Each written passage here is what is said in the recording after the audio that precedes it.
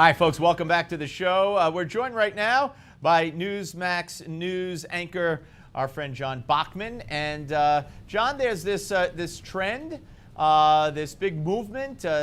Canada is now more popular than ever. Businesses are looking to it as quote-unquote the new United States, or what the United States should be in their view. What's going on? Well, Steve, as you know, it is officially fall now, and while a lot of Canadians and birds might be flying south soon for the winter, titans of industry and business leaders here in the U.S. are looking to take their businesses north of the border.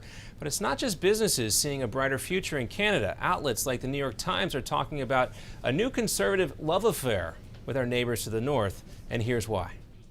Burger King, home of the Whopper, accused of doing something a lot of Americans question, defecting. Burger King confirmed this morning that it's buying Canadian coffee and donut chain Tim Hortons for about $11 billion. So let's start with Warren Buffett. Why is he interested in this deal? Well, look, we've got a problem with our corporate tax code in this country. I think that's pretty widely agreed.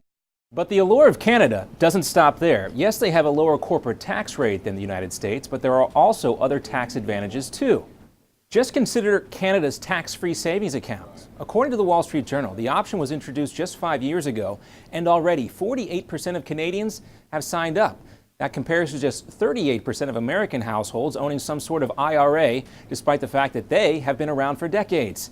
Some of the reason the Canadian TFSAs are so popular? Well, there are a lot less restrictions, higher deposit limits, and the option to withdraw your money at any time without tax penalties. Some conservatives say Americans could learn a thing or two from Canada's immigration system as well. The Canadian government uses a point system which gives priority to folks with expertise and education in in-demand occupations. They also require proof of, quote, suitable settlement funding, and immigrants must pass a security background check and a medical exam.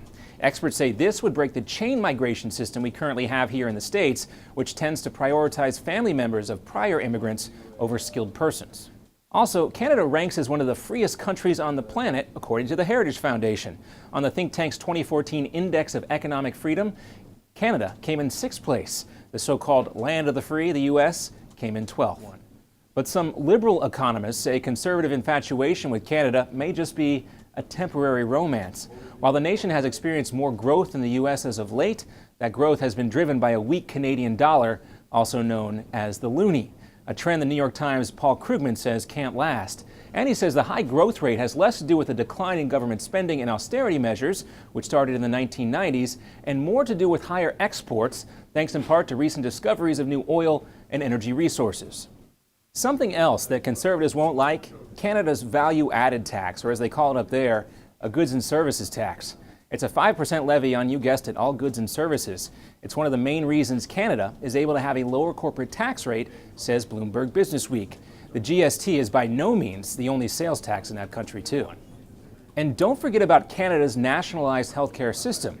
According to the Canadian think tank, the Fraser Institute, a typical Canadian family with 2 parents and 2 children will pay $11,320 in taxes on average for so-called free public health care each year.